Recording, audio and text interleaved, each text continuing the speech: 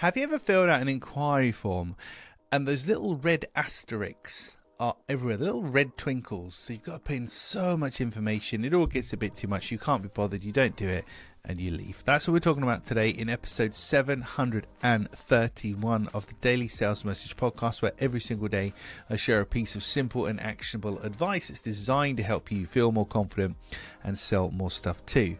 Now, I had a client recently where their inquiry form needed a little shaping up, so we worked on that. And one of the things was required fields. Now, most people have the problem where there's too many required fields, and that's a little red asterisk, too many of them, and it becomes onerous.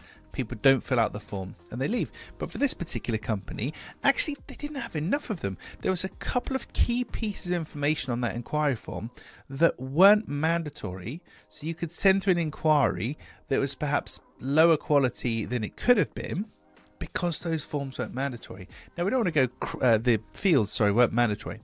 Now, we don't want to go crazy and make everything mandatory and give people a hard time, but an inquiry form serves a purpose, and there's this fine balance between we need to know as much information as we need to know to qualify and vet the inquiry, but as little as possible so we don't scare that person away by forcing them to fill in things. Because if you ever put in your phone numbers like 8888888, or you put like gobbledygook nonsense in a field just to submit a form, you know exactly what I'm talking about. And phone numbers in particular, I'm quite particular about phone numbers on inquiry forms, because for a lot of people, they're making an inquiry on the internet. They're filling out an online form. To share my phone number, then to have a call back, I might not be comfortable with that, but you've kind of forced me into it. And I know I'm not alone there. So definitely think twice about making the phone number field mandatory, but also think twice about the lowest number of mandatory fields. But what do you actually need to know on that inquiry form for that to be a good quality inquiry? Have you even considered it? Or was the inquiry form just put together by your web developers and it's kind of an afterthought?